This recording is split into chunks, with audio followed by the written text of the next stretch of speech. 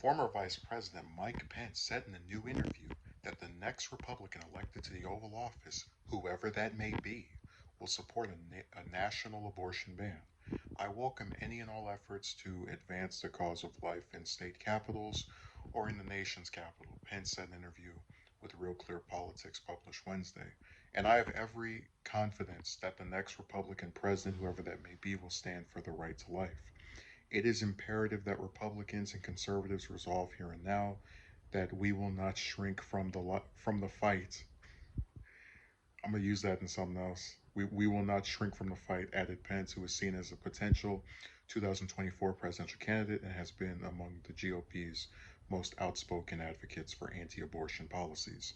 At a South Carolina speech in July, he said that the country has the opportunity to become a more perfect union with the overturning of Roe v. Wade.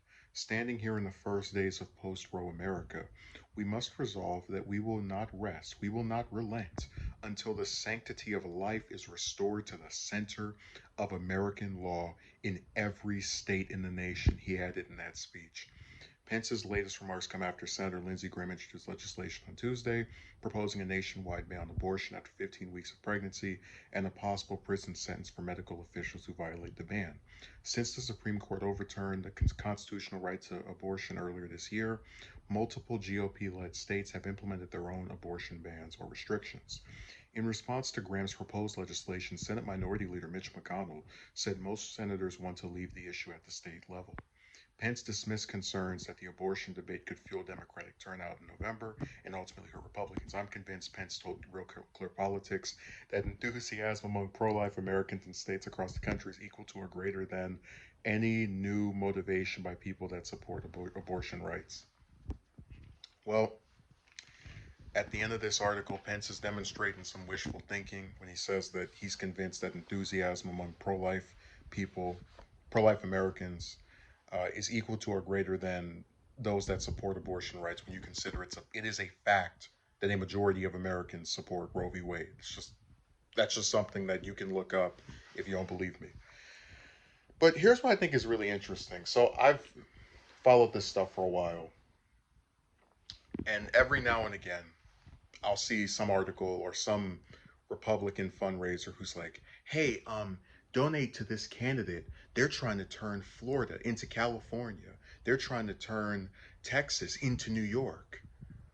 And what they're getting at here is that they think these states are failures because of the policies that the people in positions of elected office have implemented, which clearly shows you that they don't want that over there. You can have your failure garbage in those liberal states, but in our good old prosperous economic opportunity conservative states, we want something else, right? This is what has been stated various times in all kind of fundraising emails and letters to me.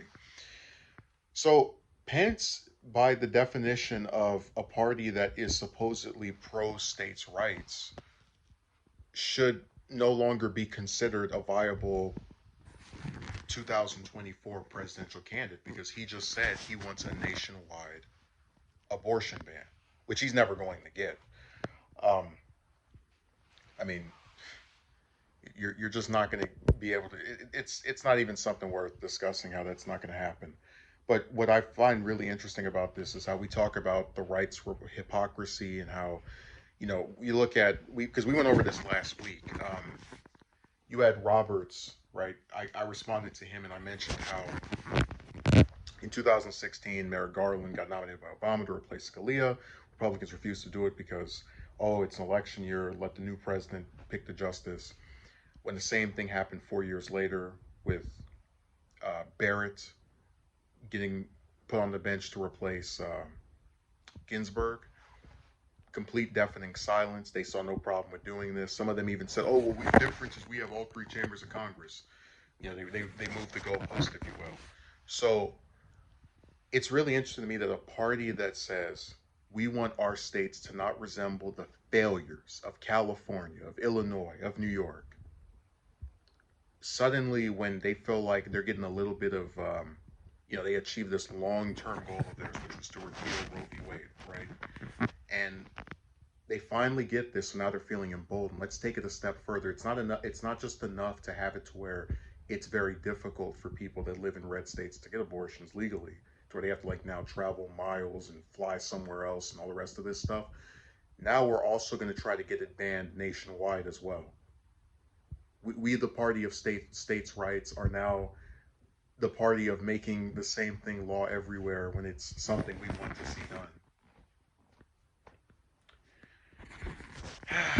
God, these people just they can never stop being hypocritical, and you won't see anyone on the right tell Pence, "Hey man, listen, we're with you on this anti-abortion stuff, but you got to tone it down. If we're gonna try to get our proposal in place, we have to start with our own states and then have our campaign of shaming people who support this or get it or whatever." No, they're gonna still vote for him, even though he's being a complete hypocrite with their message of wanting right-wing states to be different from left-wing ones. Because, like I said, this has never been about places of differing ideologies in the U.S. being allowed to coexist. It's only when it's convenient to one side or the other. I just wish they would admit to it, though.